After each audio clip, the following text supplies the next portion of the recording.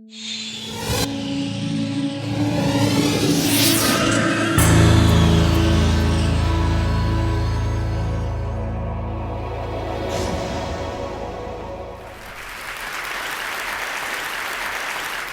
I'm going to give you a story. It's an Indian story about an Indian woman and her journey. Let me begin with my parents. I'm a product of this visionary mother and father. Many years ago, when I was born in the 50s and 60s didn't belong to girls in India. They belonged to boys. They belonged to boys who would join business and inherit business from parents, and girls would be dolled up to get married. My family in my city and almost in the country was unique. We were 4 of us, not one, and fortunately no boys. We were 4 girls and no boys. And my parents were part of a landed property family.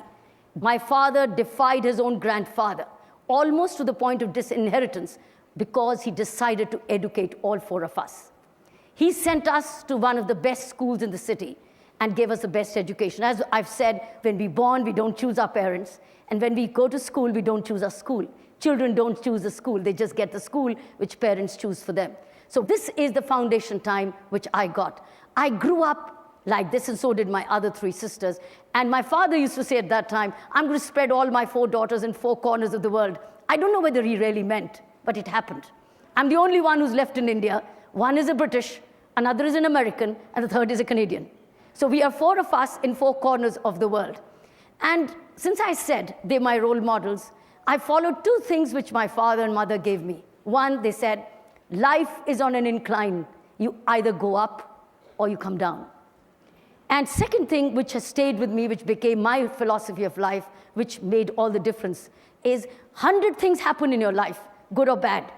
Out of 100, 90 are your creation. They're good, they're your creation. Enjoy it. If they're bad, they're your creation. Learn from it. 10 are nature sent, over which you can't do a thing. It's like a death of a relative, or a cyclone, or a hurricane, or an earthquake. You can't do a thing about it. You've got to just respond to the situation.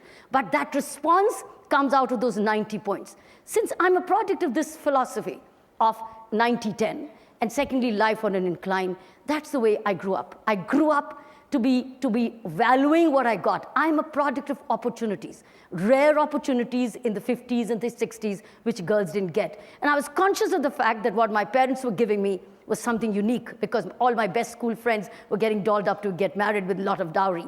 And here I was with a tennis racket and going to school and doing all kinds of extracurricular activities. I thought I must tell you this. Why I said this is the background. This is what comes next.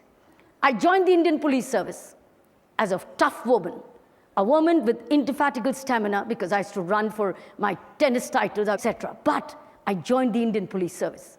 And then it was a new pattern of policing. For me, the policing stood for power to correct, power to prevent, and power to detect. This is something like a new definition ever given in policing in India, the power to prevent. Because normally it was always said power to detect, and that's it, or power to punish. But I decided, no, it's a power to prevent, because that's what I learned when I was growing up. How do I prevent the 10 and never make it more than 10? So this is how it came into my service, and it was different from the men.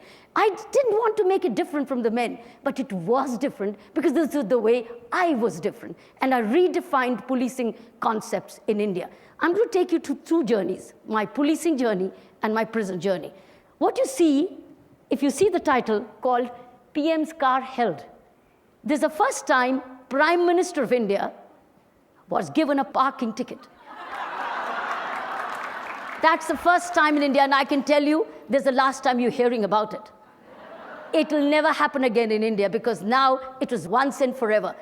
And the rule was, because I was sensitive, I was compassionate, I was very sensitive to injustice, and I was very pro-justice. That's the reason, as a woman, I joined the Indian Police Service. I had other options, but I didn't choose them. So I'm going to move on. This is about tough policing, equal policing. Now I was known that here's a woman who's not going to listen. So I was sent to all indiscriminate postings which others would say no. I now went to a prison assignment as a police officer. Normally, police officers don't want to do prison. They sent me to prison to lock me up, thinking, now there would be no cars and no VIPs to be given tickets to. Let's lock her up. Here I got a prison assignment. This was a prison assignment, which is one big den of criminals. Obviously it was. But 10,000 men, of which only 400 were women. 10,000, 9,000 plus about 600 were men.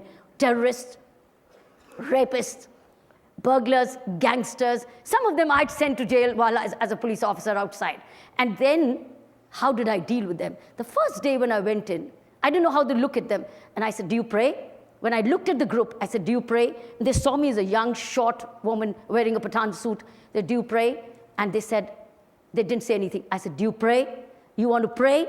They said, yes. I said, all right, let's pray. I prayed for them, and things started to change.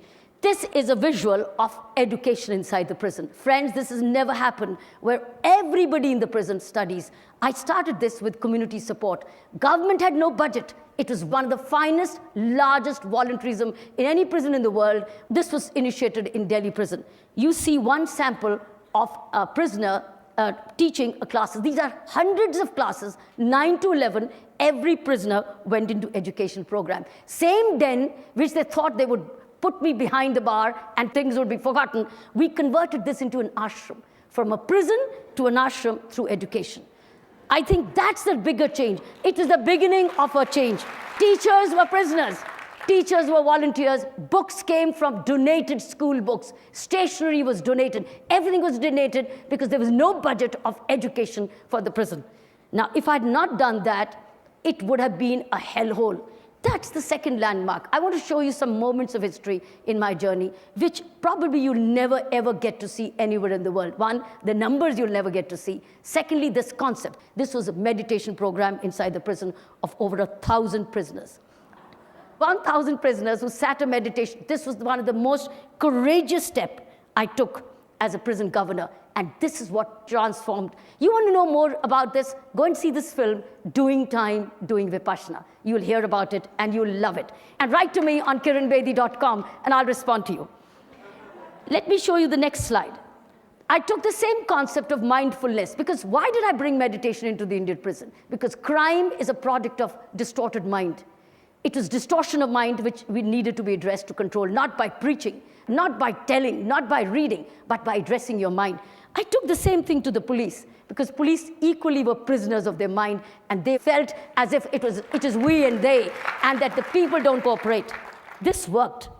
This is a feedback box called the petition box. This is a concept which I introduced to listen to complaints, listen to grievances. This was a magic box. This was a sensitive box. This is how a prisoner drew how they felt about in the prison. And if you see somebody in the blue, yeah, this guy, it was a prisoner. And he was a teacher, and you see everybody busy. There was no time to waste. Let me wrap it up. I'm currently into movements of education of the underserved children, which is thousands. India is all about thousands. Secondly is about anti-corruption movement in India. That's a big way. We, as a small group of activists, have drafted an ombudsman bill for the government of India. Friends, you will hear a lot about it. That's the movement at the moment I'm driving, and that's the movement and a mission of my life. Thank you very much. Thank you. Thank you very much. Thank you. Thank you. Thank you. Thank you.